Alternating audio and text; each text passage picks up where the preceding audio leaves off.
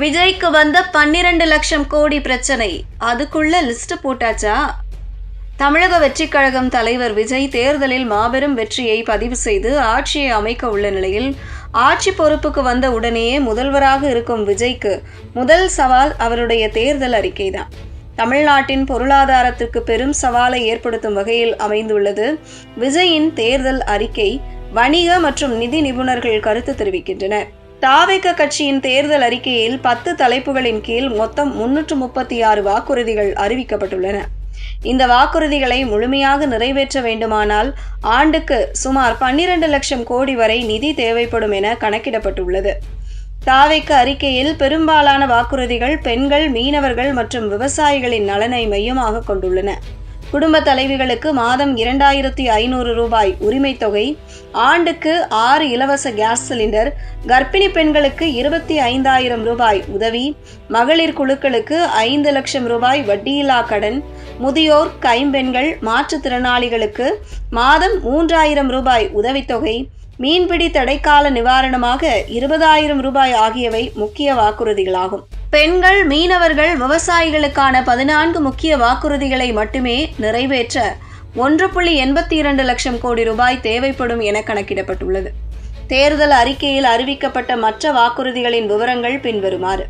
பட்டதாரிகளுக்கு உதவித்தொகை 13,791 கோடி ரூபாய், டிப்ளமோ படித்தவர்களுக்கு உதவித்தொகை 6,004 கோடி ரூபாய், முதியோர், மாற்றுத்திறனாளி, திருநங்கை உதவித்தொகை 12,369 கோடி ரூபாய், குடும்ப தலைவிகளுக்கு மாத உரிமை தொகை 68,150 கோடி ரூபாய், ஆண்டுக்கு 6 கேஸ் சிலிண்டர் இலவசம் 12,655 கோடி ரூபாய், 200 யூனிட் மின்சாரம் இலவசம் 11,472 கோடி ரூபாய், மகளிர் குழுக்களுக்கு கடன் 23,823 கோடி ரூபாய், கர்ப்பிணி பெண்களுக்கு உதவி 2,250 கோடி ரூபாய், பிறக்கும் குழந்தைகளுக்கு மோதிரம் 1,395 கோடி ரூபாய், தாய்மாமன் தங்க மோதிரம் என்ற திட்டத்தின் கீழ் அரசு பேருந்தில் பெண்கள் இலவச பயணம் 5,760 கோடி ரூபாய், மீன்பிடி தடைக்காலத்தில் நிவாரணம்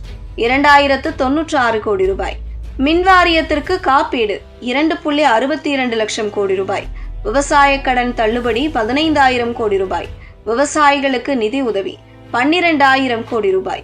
தமிழ்நாடு அரசின் 2025ஆம் ஆண்டு மொத்த பட்ஜெட் 4.39 லட்சம் கோடி ரூபாய் மட்டுமே.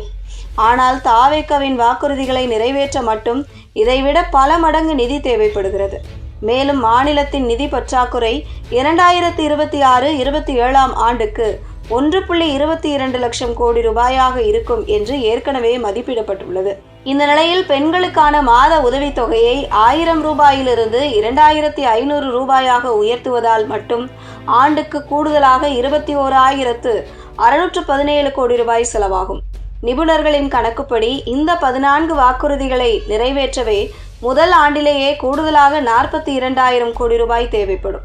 இது தமிழ்நாட்டின் தற்போதைய நிதி நிலைமையை மேலும் சிக்கலாக்கும் என கணக்கிடப்படுகிறது.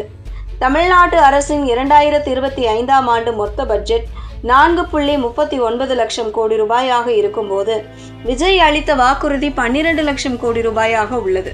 இதை எப்படி புதிய முதல்வரான விஜய் சமாளிப்பார்? அதிலும் குறிப்பாக தங்கம் தொடர்பான திட்டங்கள், சிலிண்டர் திட்டங்கள் தமிழக அரசின் கட்டுப்பாட்டின் கீழ் இல்லை. இந்த நிலையில் 12 லட்சம் கோடி ரூபாய் நிதி சுமையை குறைக்க நலத்திட்டங்களுக்கு கடுமையான வரம்பு விதிக்கப்பட்டு பயன்பெறும் மக்களின் எண்ணிக்கை குறைக்கப்படும். மேலும் ஏற்கனவே தமிழ்நாடு நிதி பற்றாக்குறையில் இருக்கும் வேளையில் எப்படி கூடுதல் நிதி ஆதாரத்தை உருவாக்குவது என்பது அடுத்த முக்கிய பிரச்சனை. அப்போ விஜய்க்கு கடன் வாங்குவதுதான் தீர்வா?